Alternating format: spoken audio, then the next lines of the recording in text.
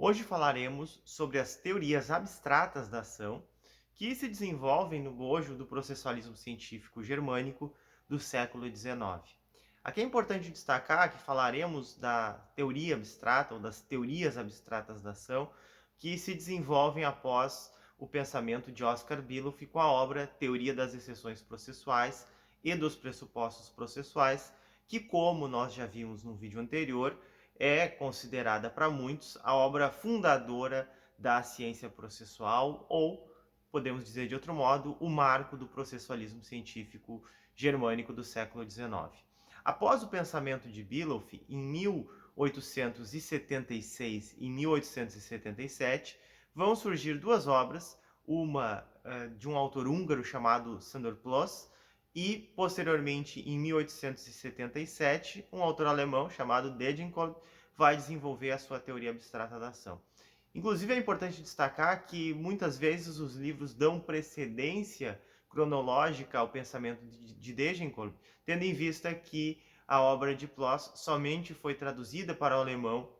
em 1880. Seja como for, esses dois autores vão desenvolver uma teoria da ação que tem alguma inspiração no pensamento de Mutter e que será uma das bases, por assim dizer, dos pensamentos ulteriores acerca do tema. O que eles dirão é basicamente o seguinte, que entre o direito material e a sentença não há um caminho seguro, uma vez que mesmo que o autor tenha razão, que mesmo que o autor titularize alguma situação de direito material favorável, isso não significa que ele será vencedor ao final do procedimento. E partindo então dessa premissa, esses autores vão dizer que é necessário considerar a ação não como um direito a uma sentença de um determinado conteúdo e nem muito menos enxergar a ação propriamente como um direito. Eles vão tratar da ação como uma espécie de faculdade que deriva do direito de personalidade, a partir da qual se daria a própria consciência acerca do direito.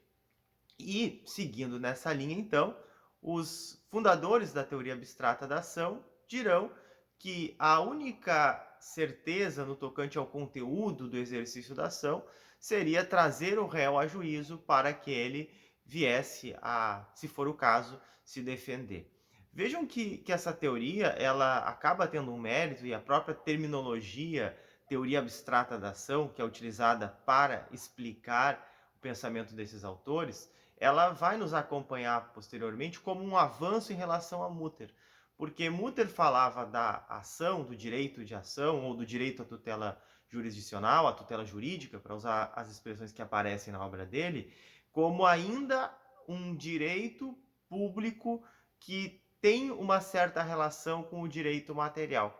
Nos autores da teoria abstrata da ação, há uma perfeita autonomia da ação em relação ao direito material. A ação é tratada como uma faculdade, não como um direito, e que está totalmente desvinculada do direito material. Daí a frase que marca a teoria abstrata da ação, de que entre o direito material e a sentença não há um caminho seguro.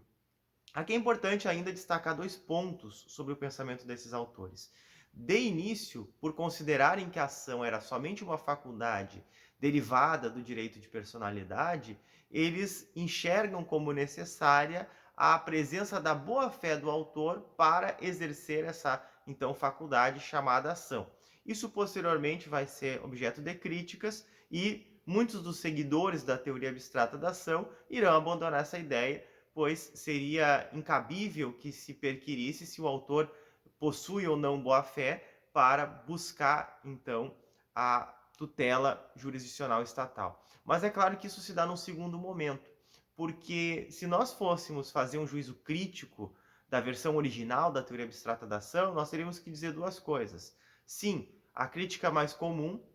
ela pensa a ação como uma mera faculdade, desvincula ela totalmente do direito material e não se preocupa em fornecer nenhuma base teórica para explicar posteriormente eventual relação entre a tutela jurisdicional prestada pelo Estado e o próprio direito material. Essa é a crítica mais comum que vai aparecer já no século XX, por boa parte da processualística, inclusive italiana.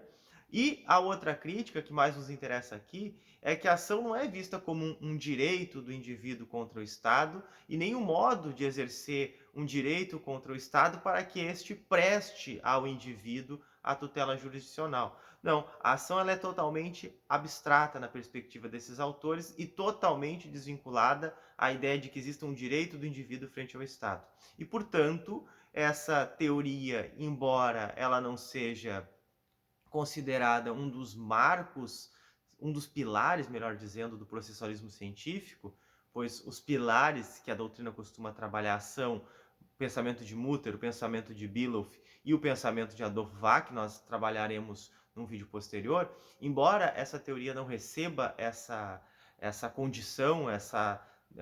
imagem de que ela seja a base ou um dos pilares do processualismo científico, ela de certo modo dá sequência àquilo que aqui nos nossos vídeos nós temos tentado apontar como uma das marcas essenciais do processualismo científico germânico, que foi a transposição de institutos que gradualmente foram sendo englobados no chamado direito processual,